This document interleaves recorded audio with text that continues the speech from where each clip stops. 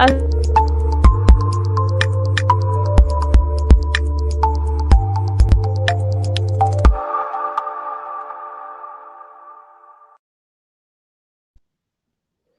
अस्सलाम वालेकुम व्यूवर्स, मैं हूं आपकी होस्ट माहम सुल्तान और आप देख रहे हैं इल्मी सिटी। जैसा कि आप जानते हैं, इल्मी सिटी हमेशा आपके लिए कोई ना कोई मालूमाती प्रोग्राम लेकर आता है। आज भी हम एक ऐसा ही प्रोग्राम लेकर आए हैं जो कि ना सिर्फ आज के लिए है बल्कि आपके हर आने वाले दिन के लिए होगा, आपके लिए ये मालूमाती प्रोग्राम। आज हम जिस प्रोग्राम का आगाज करने जा रहे हैं ये आपकी क्यूरीज पे ही डिपेंड करता है। आप लोगों की बहुत सारी क्यूरीज आई थी, क्वेश्चंस आए थे कि इस तरह का एक प्रोग्राम स्टार्ट किया जाए। उसी क्यूरीज के बेसिस पे हमने ये प्रोग्राम स्टार्ट करने का इनिशिएटिव लिया है। तो आज हमने ये जो प्रोग्राम स्टार्ट किया है ये है ग्रो विद एक्सपर्ट्स, कि आप एक्सपर्ट्स के साथ किस तरह से ग्रो कर सकते हैं। तो इसके लिए आज हमने अपने प्रोग्राम में जो सबसे पहले दावत दी है वो सफ़ीउल्लाह वसीउल्लाह साहब को है। आप अक्सर इन्हें इल्मी सिटी के प्लेटफॉर्म पर देखते रहते हैं और इनकी different videos, different motivational videos और डिफरेंट जो आपके कैरियर से रिलेटेड वीडियोस हैं वो आप देखते रहते हैं। तो आइए आज हम इनसे बात करते हैं। अस्सलाम वालेकुम सर, कैसे हैं आप? वालेकुम सलाम माम, कैसी हैं आप? ठीक हैं? अल्हम्दुलिल्लाह सर, मैं बिल्कुल ठीक हूँ। तो सर आज हमने एक नया प्रोग्राम स्टार्ट किया है, ग्रो विद एक्सपर्ट्स। तो आप क्या हम्म। कहेंगे इसके बारे में कि बेसिकली ये प्रोग्राम है क्या? अच्छा, मुझे इत्तेफाक की बात है कि असल में इस प्रोग्राम का आगाज मैं बताना चाहूंगा कि आसिफ साहब जो हैं, जो इल्मी सिटी के सीईओ हैं, उनके साथ गुफ्तगू हो रही थी कुछ। तो मुझे फील हुआ उन्होंने दिल से बड़ी कुछ बातें की। उन्होंने कहा कि यार सफ़ी, हम लोग वैसे तो लाइव शो करते हैं और बेशुमार ट्रेनर हो गए, स्पीकर्स हो गए, सब हमारे प्लेटफॉर्म पे आते हैं और यूथ के साथ, नेशन के साथ इतनी अच्छी बातें शेयर करते हैं। लेकिन यार कुछ कमी लग रही है। मतलब मैं जो है ना वो नेशन के लिए और भी कुछ ऐसा करना चाह रहा हूँ जिससे मतलब ग्राउंड फील्ड पे प्रैक्टिकली उनकी कोई ऐसी मदद हो जिससे जो है वो इस वक्त खास तौर पे हालात जो चल रहे हैं उसमें वो कुछ करामत चीज हो सके और ज्यादा। बहरहाल कुछ ब्रेन स्टॉर्मिंग के बाद ये कुछ फैसला हुआ कि यार जो इंडस्ट्री के लोग हैं ना, जो एक्सपर्ट है अपनी अपनी इंडस्ट्री में, अपनी अपनी फील्ड में, किसी तरह उनको जो है प्लेटफॉर्म पे लेके आया जाए। और खास तौर पे वो लोग जो नीचे से ऊपर गए हों और उन्होंने हर फेलियर देखा हो, हर सक्सेस देखी हो, हर हालात देखे हो, वो लोग जब आकर जो है ना प्लेटफॉर्म के ऊपर अपनी बात को शेयर करेंगे और लोगों के क्वेश्चंस के जवाब देंगे, तो उससे जो कौम का फायदा होगा ना वो ज्यादा होगा बनिस्बत इसके जो और स्पीकर ट्रेनर्स वगैरह वो भी बहुत बेहतरीन बात करते हैं उसके मुकाबले में। बहरहाल तो ये एक इस वहां से ये चीज स्टार्ट हुई। और फिर उसके बाद यार सोचा गया कि ग्रो विद एक्सपर्ट्स, यानी जो एक्सपर्ट्स होंगे फील्ड के, उनके साथ किस तरह कौम को जो ग्रो किया जा सके। तो वहां से आइडिया निकला। ठीक है सर। तो सर ये प्रोग्राम किस तरह से डिफरेंट है दूसरे हमारे लाइव प्रोग्राम से? देखिए, जैसे कि वैसे तो माशाल्लाह से इल्मी सिटी जो जबरदस्त लाइव लेके आता है उसमें एक से एक आदमी आ रहा है, अपनी बात कर रहा है। लेकिन इसमें डिफरेंट ये होगा, मिसाल के तौर पे हर फील्ड में कोशिश की जाएगी, जैसे आईटी हो गई, इंजीनियरिंग हो गई, फाइनेंस हो गया, हर फील्ड से कोशिश करेंगे कि ऐसे लोगों को चुने। उसके बाद उनसे रिक्वेस्ट करेंगे, याद रखें हम जो फील्ड के लोग होते हैं ना, क्योंकि वो कोई ट्रेनर स्पीकर्स नहीं होते, लेकिन उनके बिल्कुल। पास जो नॉलेज होती है वो ट्रेनर और स्पीकर के पास नहीं होती अपनी फील्ड की। बिल्कुल तो ऐसा ही है। ऐसे आदमी को एक तो लेके आना, चूज करना, फिर लेके आना, फिर उससे रिक्वेस्ट करना कि यार अपना 30 मिनट्स 45 मिनट्स दो, क्योंकि ऐसा आदमी अपने सिर्फ काम में लगा रहता है और उसके बाद जो वक्त बचता है फैमिली को देता है। अगर ऐसा आदमी आके फिर सिर्फ और सिर्फ कौम के फायदे के लिए अपने 30 मिनट 45 मिनट 1 घंटा आके देता है, लोगों के सवालों के जवाब देता है, तो ये चीज इस प्रोग्राम को डिफरेंट करेगी। और दूसरा, मैं यार ऑडियंस से रिक्वेस्ट करूंगा, देखिए जरूरी नहीं है कि आपकी फील्ड का बंदा आके बैठा हो, लेकिन आपके सिर्फ एक शेयर से हो सकता है कि सुनने वालों में से कोई एक ऐसा आदमी हो जो इस फील्ड को जानना चाहता हो और उसका फायदा हो जाए, उसकी हलाल लिस्ट लग जाए, उसकी फैमिली को हलाल लिस्ट मिल जाए। तो भले आपकी फील्ड का हो ना हो, लेकिन इस प्रोग्राम को, इन बातों को जरूर लाजमी दूसरों के साथ शेयर कीजिएगा ताकि जो है वो मुल्क को कौम का फायदा हो सके। सर कुछ लोग ऐसे भी होंगे जो अभी हमें देख नहीं पाएंगे लेकिन वो हमें बाद में देखना चाहेंगे, अगर किसी के साथ शेयर किया जाए कि इस तरह का एक प्रोग्राम हो रहा है, तो वो फिर किस तरह से हमें ज्वाइन कर सकते हैं? देखिए मैम, देखिए इसमें कोई पर्सनल गेन की बात नहीं है। मैंने, क्योंकि मैं बेशुमार प्लेटफॉर्म्स के ऊपर स्पीकिंग करता हूँ, चाहे वो इल्म की दुनिया जी हो, सर। ई अकेडमी हो, अलमिदरार हो, अपना मेरा अपना प्लेटफॉर्म भी है। लेकिन इल्मी सिटी की डिफरेंट बात यह है कि जितने तमाम डिफरेंट फील्ड के लोग और डिफरेंट किस्म के लोग आके बात करते हैं, ये तमाम अपनी वीडियोस को, इनका जो जाहिर सी बात है यूट्यूब चैनल है उसके ऊपर अपलोड कर देते हैं। एग्जैक्टली उसी वक्त एक तो लाइव भी चलता है और अपलोड भी कर देते हैं। तो उससे क्या है कि अगर किसी का टाइम मैच नहीं कर रहा फेसबुक लाइव से, तो वो आराम से अपने टाइम के मुताबिक, अपनी ईज के मुताबिक यूट्यूब के ऊपर जाकर आराम से उस वीडियो को देख सकता है। तो ये शो भी है, तो ये भी इंशाल्लाह यूट्यूब पर अवेलेबल होगा, तो आप लोग इल्मी सिटी के यूट्यूब पर भी उसको देख सकते हैं इजिली। इंशाल्लाह, इंशाल्लाह सर। तो सर अगर किसी को पर्सनली गाइडेंस चाहिए हो कि अगर वो यहाँ पे अपना प्रॉब्लम बता नहीं सका या उसको पर्सनल गाइडेंस चाहिए, तो उसके लिए क्या पॉसिबिलिटी है? देखिए, इसके लिए दो चीजें हैं। मिसाल के तौर पे जो भी एक्सपर्ट इस प्रोग्राम में आएगा, अब वो किस लेवल पर जो है वो गाइड कर सकता है, ये देखा जाएगा। मैं अपनी अगर बात करूं अभी, तो अगर आप चाहें कर सकती हैं, तो नहीं तो फिर मैं कमेंट में लिख दूंगा। मेरा ईमेल एड्रेस है safiullah.su@gmail.com। अगर किसी का जवाब यहाँ कमेंट में नहीं दे सके, कोई ऐसा लगा कि नहीं यार बहुत बड़ा जवाब है या वो मिस हो गया है, तो वो शख्स पर्सनली मुझे ईमेल कर सकता है, अपना नाम, कॉन्टेक्ट नंबर और एक पैराग्राफ में अपना जो भी इशू है लिख के। मैं पूरी कोशिश करूंगा कि पर्सनली उसको गाइड भी करूं और उसको आगे का भी बताऊं इस फील्ड से रिलेटेड, चाहे वो फाइनेंस हो, चाहे वो बैंकिंग हो, पर्सनल मास्टरी हो, नेगोशिएशन हो। इन चीजों में मैं उसको फुली गाइड करने के लिए अपने लेवल पर तैयार हूं। जी sir, thank you so much sir. आपने प्रोग्राम का इतना अच्छा इंट्रोडक्शन दिया। मैं साथ ही साथ अपने व्यूवर्स को बताती चलूँ कि हमने जो प्रोग्राम स्टार्ट किया है, इसका नाम है ग्रो विद एक्सपर्ट्स, जिसमें हम एक्सपर्ट्स को बुलाएँगे और अगर आपके रिलेटेड फील्ड है, तो आप इसके बारे में नॉलेज हासिल कर सकेंगे और आप किस तरह से ग्रो कर सकते हैं अपनी फील्ड में, वो आप जान सकेंगे। तो सर अब हम आते हैं आज के टॉपिक की तरफ। जो हमारा आज का टॉपिक है, वो है कि मुश्किल वक़्त का सामना किस तरह से किया जाए और उसमें मुश्किल वक़्त का सामना करते हुए कामयाबी किस तरह से हासिल की जाए। तो हमारा आज का टॉपिक बहुत अच्छा है और बहुत सारे लोगों का इस टाइम भी मुश्किल वक़्त चल रहा होगा कि जिस तरह मैं अपनी बात करूँ, तो मैं भी एक मुश्किल वक़्त का सामना करके तो आपके सामने बैठी हुई हूँ। बिल्कुल इसी जी तरह जी। से। तो सर आप बताइए, अगर किसी भी तरह की मुश्किल आ जाती है, तो हम उसको किस तरह से मैनेज कर सकते हैं? नहीं मैम, पहले तो मैं कह दूं, मैं बहुत अप्रिशिएट करता हूँ इल्मी सिटी के तमाम होस्ट को, खास तौर पे आपको। एक तो आपकी लाइट भी गई हुई है और जो है उसमें आप बहुत ही जबरदस्त तरीके से इसको सर अंजाम दे रही हैं। आप हैं, इकरा है, और भी काफी सारे होस्ट हैं, मुझे सबके नाम भी नहीं, लेकिन माशाल्लाह से आप लोग जबरदस्त मेहनत कर रहे हैं इसके ऊपर। आपका पूरा इसमें किरदार है, क्योंकि आप लोग ही गेस्ट को लेके चलते हैं। और दूसरा जो है, देखो यार, मुश्किल वक्त के जो है ना, मैं अब क्योंकि मैं अपनी बात पहले करता हूँ, ताकि जो है वो, ताकि लोगों को पता लगे कि ये नहीं यार, ये कोई कहानी किससे आ रहे हैं। जैसे मैं अपनी बात करूं, देखिए मेरा मेरा ताल्लुक कराची से है, ठीक है ना, मैं कराची शहर से हूँ। तो मैंने तो हर चीज देखी है। मैंने तो जब मुल्क में हालात खराब थे, 92 93 में बदतरीन ऑपरेशंस थे, उसके अलावा भी बेशुमार चीजें थी, पूरे पाकिस्तान को पता है। तो मैंने तो सब कुछ देखा है। और वो फिर उसी में वो हालात भी देखे कि पैसे भी नहीं है, और वो भी देखे कि एडमिशन नहीं मिल रहा है, वो भी देखे कि नौकरी नहीं मिल रही, और फिर बिजनेस तो दूर की बात है। तो मेरे मेरे वालिद साहब ने मुझे कुछ चीजें शुरू में ही सिखा दी थी, जो कि तमाम चीजों से हटके थी। दो तीन चीजें थी सिर्फ जो मेरे फिट हो गई थी बचपन में ही। एक तो वो मुझे ये कहते थे कि देखो बेटा, कभी भी जो है ना, मौसम जो होता है ना, उसके ऊपर डिपेंड नहीं करना। मैं उसको समझ, मैंने बोला कि मतलब मौसम का क्या मतलब है। कहने लगे यार, अगर तुम ये सोचो कि यार धूप बहुत हो रही है, गर्मी हो रही है, मैं बाहर दही लेने नहीं जा रहा, मिसाल दे रहा हूँ, ठीक है ना, यार बहुत सर्दी हो रही है, मैं बाइक पे कहीं नहीं जा रहा, तो पाकिस्तान का मौसम यही है और यही रहेगा, ठीक है ना। ऐसा नहीं हो सकता कि तुम मौसम के बदलने का इंतजार करो फिर कोई काम करो। तो एक तो मौसम का कभी वो नहीं करना इंतजार। गर्मी है, ठीक है, गर्मी है तो है, सर्दी है, सर्दी है तो है, तो काम तो करना है, मतलब काम नहीं रुकना बिल्कुल। चाहिए। मतलब ये उस वक्त की बेसिक बातें, हो सकता है कि इतना ज्यादा मैं रही हूँ यहाँ पे, लेकिन मैं बस शेयर कर रहा हूँ। दूसरी बात एक जो उन्होंने ये बताई थी कि यार देखो, जब भी कोई भी तकलीफ होती है, यानी कि मिसाल के तौर पर मुझे चोट लगी, चोट लगती है, उसकी तकलीफ होती है, थोड़े दिन के बाद वो जख्म सही हो जाता है, वो तकलीफ सही हो जाती है, और फिर हम भूल जाते हैं कि कोई तकलीफ थी। ऐसे ही है ना, भूल जाते हैं। बिल्कुल। लेकिन एक एक एक तकलीफ ऐसी होती है, वो उसको कहते हैं रेग्रेट, यानी कि अफसोस की तकलीफ।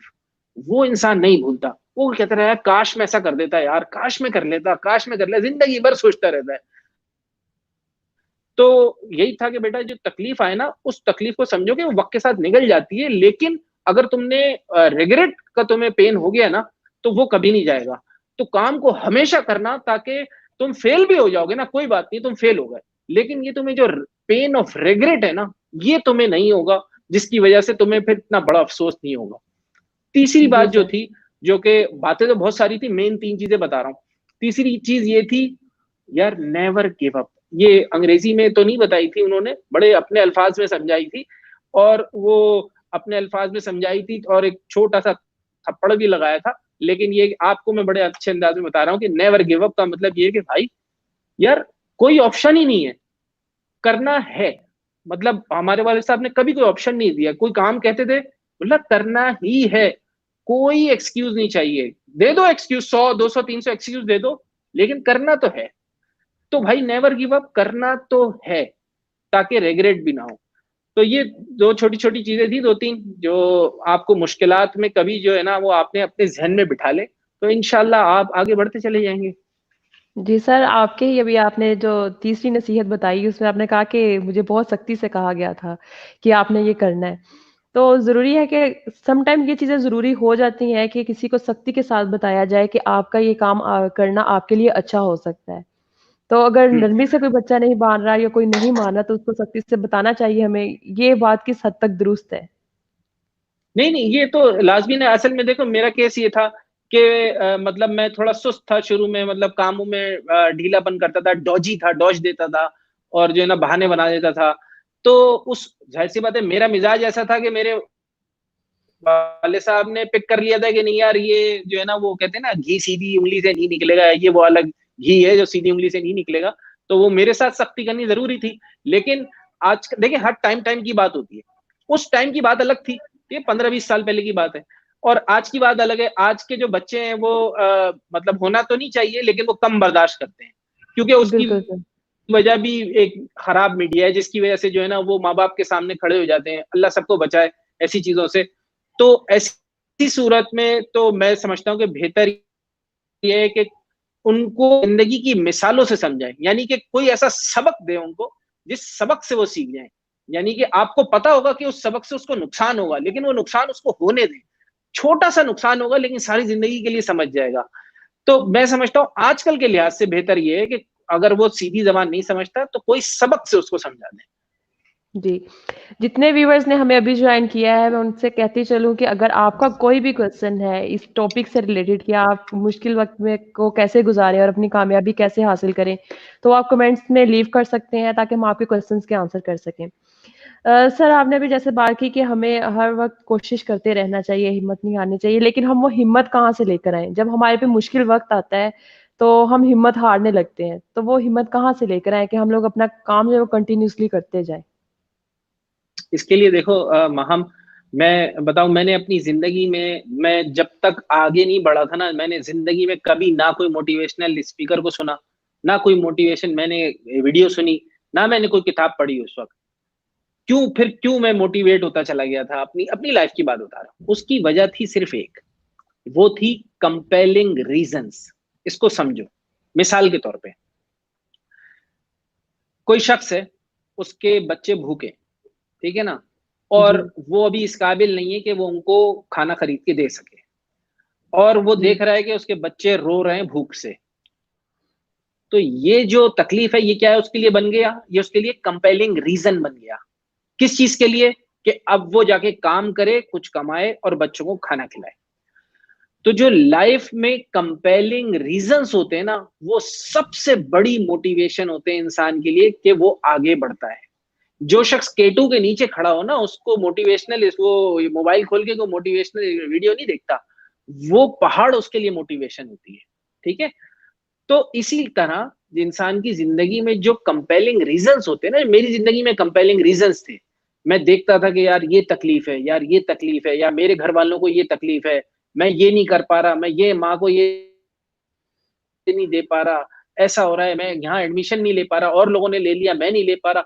तो वो कंपेलिंग रीजन जमा होते गए, और उन रीजंस को मैंने ये नहीं किया कि यहाँ से अबे चलना कुछ नहीं होता यार, ऐसा नहीं किया। उनको मैं जमा करता गया, और अपने अंदर एक कुड़न पैदा करता गया कि नहीं, मैंने इसको इसको तोड़ना है, मैंने इसको तोड़ना है। तो उसकी वजह से मैं 24/7 वाला आदमी बन गया। 24/7 मतलब ये कि बस काम करना है, करना है, करना है, करना है, बस कुछ भी हो जाए। एक नहीं, मल्टीटास्किंग करना है, एक करने, दो करने, तीन करने, दो जॉबें करनी है, दो जॉब के साथ बिजनेस भी करना है, ऐसे भी करना है, वैसे भी करना है। तो कंपेलिंग रीजंस आपके पास होंगे तो आप सब कुछ कर लेंगे। जी सर। साथ ही साथ सर हम अपने व्यूअर्स के क्वेश्चन लेंगे, हमारे व्यूअर्स के क्वेश्चन भी आने लगे हैं, हाँ, तो हम उन क्वेश्चंस को भी लेंगे। हम्म, नाहिदा अख्तर है, कह रही हैं कि बिज़नेस जब मुश्किल में आ जाए तो क्या करना चाहिए? बिल्कुल। देखें, बिजनेस के लिए जो है ना, दो चीजें होती हैं, बिजनेस ऊपर भी जाता है, नीचे भी आता है। हमारी माइंडसेट क्या होता है, जब हमारा बिजनेस ऊपर जाता है तो हम कहते हैं, हम ये समझ बैठते हैं कि ये इसका रेगुलर है, और जब नीचे जाते हैं तो हम कहते हैं कि यार अब तो सब तबाह हो गया। हालांकि बिजनेस के लिए सबसे पहले माइंड होता है कि बिजनेस होता ही प्रॉफिट एंड लॉस है। एक जमाने में जब आपने प्रॉफिट लिया तो वो रेगुलर नहीं है आपका बिजनेस, ये उस वक्त आपका बिजनेस अच्छा चल रहा है, ज्यादा प्रॉफिट में है, उसी को जमा करके रखें उसमें से कुछ, और जब नीचे जाए तो उसी का कुछ पोर्शन ये वाले हिस्से में डालें, तो वो एक जो स्टैंडर्ड बनेगा वो स्टैंडर्ड होगा आपके बिजनेस का। ये तो मैं पहले सिर्फ एक माइंड सेट की बात कर रहा हूँ, ठीक है ना। हमारे यहाँ सबसे ज्यादा यही होता है कि एक दुकानदार है, उसने क्या, मिठाई वाला है, उसने एक महीने में 1 लाख रुपए कमाया, अब उसका वो समझ लगा यार यही मेरा स्टैंडर्ड है, मैं तो महीने के लाख रुपए कमाता हूँ। अगले महीने मिठाई कम बिकी, 50,000, अब 50,000 कमाए, कहने लगा यार देखो मेरा तो बिल्कुल ही बिजनेस ही बैठ गया। हालांकि कमाया उसने अभी भी है। तो भाई स्टैंडर्ड जो है ना आपका, वो दोनों को मिला के जो है ना वो 75,000 बन गया, तो अपना समझोगे मेरा स्टैंडर्ड है 75,000। तो पहले तो अपने स्टैंडर्ड को ऐसा ना सोचें कि जब आप पीक पे थे उसको स्टैंडर्ड ना समझें। दूसरी बात ये कि देखो, बिजनेस अगर आपका बैठ गया है तो आप ये समझ जाएं कि आप वो बिजनेस कर रहे थे जो कि गैप नहीं था। मैं बात को छोटा करूंगा, ज्यादा तफसील चाहिए तो मुझे ईमेल कर सकते हैं, मैं और समझा दूंगा, ठीक है ना। यानी कि देखो, जो चीज गैप की होती है ना, गैप की, वो कभी बैठती नहीं है। आपको ब्रेड खानी है, अंडे खाने हैं नाश्ते में, वो कोरोना आए नहीं आए, सबने डबल रोटी खाई, अंडे भी खाए, ठीक है ना। उसके अलावा जो दवाई लेनी थी दवाई ली, या और भी कोई चीज थी, ये तो जो गैप की चीज जब ढूंढ के बिजनेस करोगे ना, तो वो कम उम्मीद होगी कि गिरे। और कोई ऐसी चीज करोगे कि जिसकी जरूरत ही नहीं किसी को, ले लिया ले लिया, नहीं लिया नहीं लिया, तो फिर वो जरूर नीचे चला जाता है। जी सर। सर नेक्स्ट क्वेश्चन लेते हैं। शेख तारिक है, कह रहे हैं कि मेरा सवाल ये है कि अगर किसी इंसान को अपना पास्ट में जो मिस्टेक्स हुए हैं, लेकिन जब एक इंसान कुछ काम करना चाहता है तो पास्ट वाला मिस्टेक्स ऑटोमेटिकली याद आता है। अब मैं चाहता हूँ कि वो मिस्टेक याद ना आए, तो इसके लिए क्या किया जाए?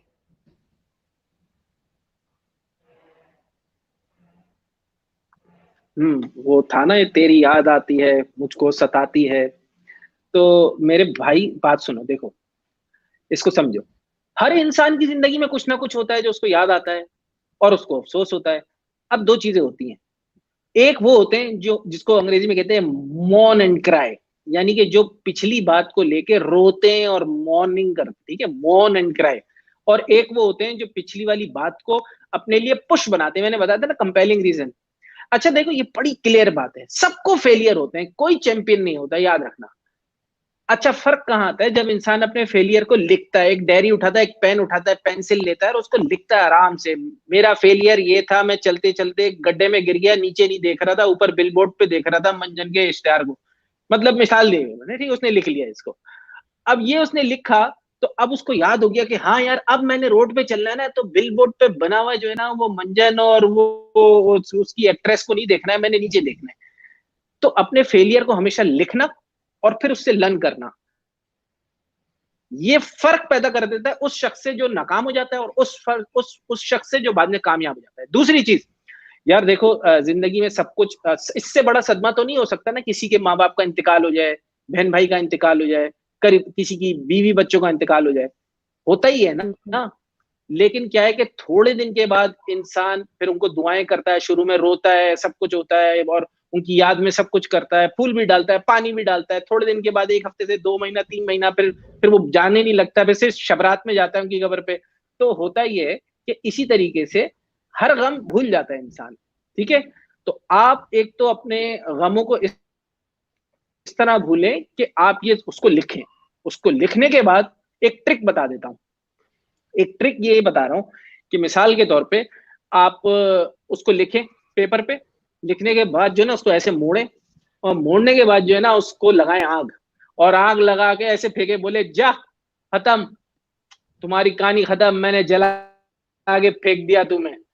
करके देखें जरा, देखेगा आपको खुशी फील होगी। जी सर। सर नेक्स्ट क्वेश्चन लेते हैं। आमिर जट हैं, कह रहे हैं कि कहना आसान है लेकिन मुश्किल वक्त में हौसला हार जाता है इंसान। इस पर क्या कहेंगे आप?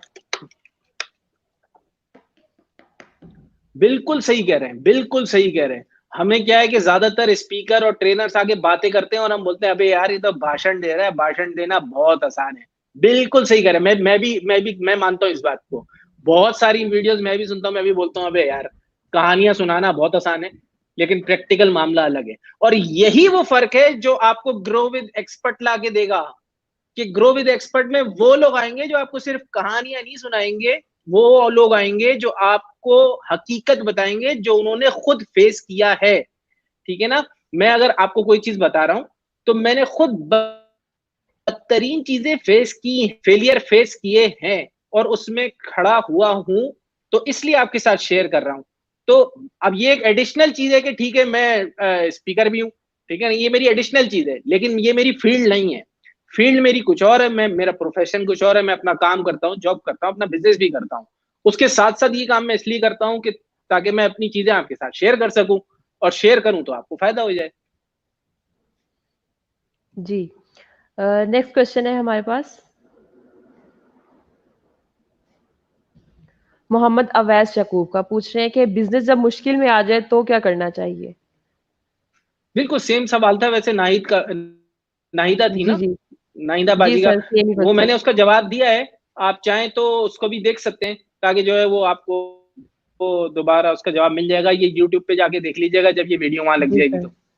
सर आतिश उमर पूछ रहे हैं how to cope up with the traumatic situation like failure, relationship issues and ill health. देखिए इल हेल्थ का तो मसला ये है कि हर चीज का एक्सपर्ट होता है ना, तो आप डॉक्टर को दिखाएं, सीधी सी बात है। मैं देखे वहां बुरा, कोई बुरा नहीं माने इस बात को। देखो यार मैं वो आपा तो हूं नहीं कि किसी की गाड़ी रोड पे खराब हो जाए और मुझे फोन करे मेरी गाड़ी स्टार्ट नहीं हो रही और मैं बोलूं यार हरी मिर्चें और हल्दी का लेप लगा के कार्बोरेटर पे लगा दे, इंशाल्लाह गाड़ी स्टार्ट हो जाएगी। मैं वो आपा नहीं हूँ। और ना ही मैं वो बिल्कुल। बाबा हूं कि आपको बोलूं यार 100 दफा सुभान अल्लाह पढ़ लो, 100 दफा ये कर लो, आपकी हर मुश्किल आसान हो जाएगी। तो बात ये है कि हर चीज का एक एक्सपर्ट होता है। इसी तरह अगर देखें आपको कोई बीमारी है तो जाहिर सी बात है मैं वो नहीं हूं कि अफलातून बनकर आपको हर चीज का जवाब दे दूं। बिल्कुल सर। इंशाल्लाह आप डॉक्टर को दिखाएं, सबसे पहली बात आप डॉक्टर को दिखाएं अगर आपको हेल्थ का इश्यू है तो, और अपना पूरा चेकअप कराएं। ये मैं आपको भाइयों वाली एडवाइस दे रहा हूं, डॉक्टर बन के नहीं दे रहा। हर इंसान को साल में एक दफा अपना पूरा चेकअप कराना चाहिए। आप जरूर सबसे पहले तो चेकअप कराएं इल हेल्थ के लिए। और दूसरा इन्होंने कोई बिजनेस की बात की ना कि अगर उसमें कुछ मैं दूसरी बात पिक नहीं कर पाया। बहरहाल अगर बिजनेस की जो बात है कि उसमें आपका क्या हुआ है, मुझे उसकी डिटेल नहीं पता है। आपके बिजनेस में क्या हैपनिंग्स हुई हैं, क्या खराबी हुई है, उसके लिए आप वो पूरी डिटेल मुझे एक पैराग्राफ में अपने नाम नंबर के साथ ईमेल करें। मैं आपको उसको डिटेल में उसको एक्सप्लेन कर दूंगा इंशाल्लाह। जी सर। नाहिदा अख्तर ही है, पूछ रही है कि how to focus on your goal. Goal को किस तरह से फोकस किया जा सकता है जो उन्होंने गोल बनाया अपनी जिंदगी में? देखो जो शख्स गोल बना लेता है ना फिर वो फोकस भी करता है, और गोल जो पेपर पे बनाता है वो फोकस करता है। जो गोल जहन में बनाता है वो फोकस नहीं कर सकता। हमारा मसला ये है कि हम बहुत चैंपियन, मैं आपको नहीं बोल रहा नाहिदिया बाजी, मैं जनरल बात कर रहा हूं। तो हमारा मसला ये है कि हम समझते हैं कि हम हर चीज जहन में बना लेंगे। गोल जहन में बन गए, गोल सारे गोल बने, यहाँ बनाए यहाँ बनाए यहाँ बनाए, ऐसा नहीं।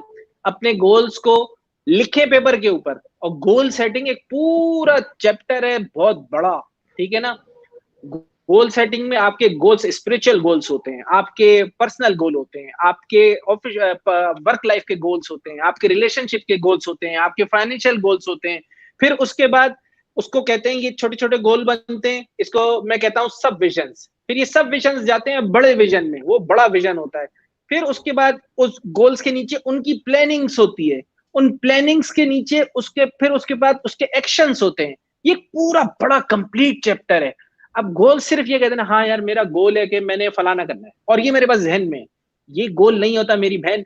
पहले गोल सेटिंग को समझो, उसको पूरा पेपर के ऊपर लिखना पड़ेगा, बनाना पड़ेगा, और सुबह शाम देखना पड़ेगा, सुबह शीशे पे चिपकाना पड़ेगा, रात को बिस्तर की तकिया के नीचे रखना पड़ेगा। फिर उसके बाद जो है ना वो जाके गोल्स बनेंगे। अच्छा, इससे रिलेटेड जो है ना गोल सेटिंग या और चीजों से रिलेटेड अगर आप चाहें तो आप मेरे YouTube चैनल सफीउल्लाह वसील्ला पर जाकर भी देख सकते हैं वीडियोस, इससे रिलेटेड काफी सारी मौजूद हैं, वो आपको हेल्प करेंगी। जी सर। नेक्स्ट क्वेश्चन लेते हैं जाहिद अली का। वो पूछ रहे हैं कि सर मुश्किल वक्त में सब साथ छोड़ जाते हैं तो मोरल लो हो जाता है, कैसे बूस्ट किया जाए उसे? बिल्कुल सही कह रहे हैं भाई। सब आपके वो देखो, एक होते हैं कैजुअल फ्रेंड्स होते हैं, एक होते हैं रियल फ्रेंड्स। कैजुअल फ्रेंड्स वो होते हैं जो फेसबुक पे होते हैं, ठीक है ना, आजकल इंस्टाग्राम पे होते हैं, फेसबुक पे होते हैं, कभी कभी चलते फिरते मिल गए, हाँ यार क्या हाल है, वो वाले होते हैं, ठीक है ना, ऑफिस में मिल गए, कुछ खाते पीते आए, आपके में से एक नवाला खाया निकल गए। कैजुअल फ्रेंड्स कभी आपके काम नहीं आएंगे मुश्किल वक्त में, पहली बात। रियल फ्रेंड जरूर काम आएंगे। रियल फ्रेंड वो होते हैं जिसको कहते हैं कि he will come and get me. मैं जेल में भी बंद होऊंगा ना, फोन करूंगा, ये आएगा मुझे जेल से लेके जाएगा, ठीक है। तो पहले तो ये देखो कि तुम्हारी लाइफ में रियल फ्रेंड है भी या नहीं है। अगर नहीं है तो वो तो तुम्हारा कसूर है ना यार, आपने नहीं बना पाए तो आपका कसूर है। रियल फ्रेंड काम आएंगे। और दूसरी बात, मेरा पर्सनल एक्सपीरियंस है, इंसान के माँ बाप कभी आपका साथ नहीं छोड़ते। माँ और बाप कभी साथ नहीं छोड़ते। बहन भाई फिर भी छोड़ देते हैं, और अच्छी बीवी नहीं छोड़ती, लेकिन कोई बीवी अगर मतलब थोड़ा टाल मटोल हो तो वो भी छोड़ सकती है। लेकिन ये कि जो होंगे ना माँ, खास तौर पे वो आपका कभी साथ नहीं छोड़ेगी। और सबसे बड़ी बात, अल्लाह कभी इंसान का साथ नहीं छोड़ता। पहली बात, अल्लाह के करीब हो, रियल फ्रेंड्स को देखो, माँ बाप को देखो। ये एक वो सर्कल है जो आपका साथ नहीं छोड़ेगा, ये आपका मोराल हमेशा बुलंद करेगा। ये मैं मान ही नहीं सकता कि ये आपको डाउन करे। हाँ, माँ बाप इंसान को लान तान इसलिए करते हैं, वो उनकी आदत होती है, बच्चों को डांटना वाटना वो एक अलग चीज है, लेकिन दिल से वो आपके साथ रहेंगे। तो इस सर्कल में ढूंढो जो आपके मोराल को बुलंद करे। जी सर। सर सैयद सयाम अली पूछ रहे हैं, how to regret our past? Regret our past? भाई पास्ट में क्या किया है ये तो मुझे नहीं पता। हाँ जी सर। Sorry ma'am. सर मुझे लगा देखो शायद यार, उन्होंने ये तो लिखा डिपेंड करता है। नहीं देखो यार, मेरे भाई, पहली तो बात ये है कि पास में किया क्या है ये तो मुझे पता नहीं है। अगर कोई काबिल कबूल चीज की है तो वो तो अल्लाह से मांगो, और वो तो अल्लाह से तो हर चीज ही मांग सकते हो, तो अल्लाह से मांगो, अल्लाह से दुआ करो। पहली बात तो ये है। और अगर किसी शख्स के साथ बुरा किया, मुझे नहीं पता आप किया भाई, मुझे आपके रेगरेट नहीं पता, लेकिन मैं सिर्फ अंदाजे मार रहा हूं। अगर किसी शख्स के साथ बुरा किया, उस शख्स से जाके माफी मांगो, दिल हल्का हो जाएगा, ठीक है। और अगर कोई हरकत बुरी की है तो उस हरकत पे देख लो कि वो मखलूक से रिलेटेड थी या खालिक से रिलेटेड थी। मखलूक से रिलेटेड थी तो मखलूक से माफी मांगना लाजमी है। खालिक से रिलेटेड थी तो खालिक इंशाल्लाह वो तो माफ करने वाला ही है, उससे माफी मांगो, अल्लाह माफ करने वाला है। दिल हल्का हो जाएगा, ठंडा हो जाएगा, और रिग्रेट खत्म हो जाएगा। और अगर रिग्रेट कोई पर्सनल है तो मुझे ईमेल करो, इंशाल्लाह उस पर बात करेंगे। सर हम अभी बात कर रहे हैं कि हमारी मुश्किलात, तो मुश्किलात हमारी किस तरह से हमारी कामयाबी का ज़ामन बन सकती हैं, कि हम किस तरह से कह सकते हैं कि हमारी मुश्किलात हमें कामयाब कर सकती हैं? लड़ो मुश्किलात से भाई, फाइट करो यार, बी अ मैन, फाइट करो। मुश्किलात से लड़ोगे तो वो तुम आगे बढ़ोगे। लड़ना सीखो भाई। वो मैं कोई भाई डायलॉग्स नहीं मारता, लेकिन वो कुछ बड़ा जबरदस्त डायलॉग था गुलाम फिल्म का कि लहरों के साथ साथ तो कोई भी तैर लेता है, लेकिन असल इंसान वो होता है जो लहरों को चीर कर आगे बढ़ता है। एक जमाने में मैं मूवीज देखा करता था जब मेरी कोई इतनी बड़ी दाढ़ी वाड़ी नहीं थी, तो उस वक्त मुझे याद है डायलॉग। तो भाई आप लहरों को चीर कर आगे बढ़ो, लड़ो ना यार। मर्द किस बात के हो, मर्द होता ही यही है जो चीजों से लड़ता है, आगे बढ़ता है। लेडीज भी आजकल लड़ रही हैं, लेकिन लेडीज ये है कि फिर भी थोड़ा सा ये है कि रोती हैं या साइड पे हो जाती, कल नहीं होती, पहले ज्यादा हो जाती थी। लेकिन ये है कि आपको तो उसको लड़ना है, उस पर आगे बढ़ना है, तो इसमें तो कोई शक। सर जी, जी।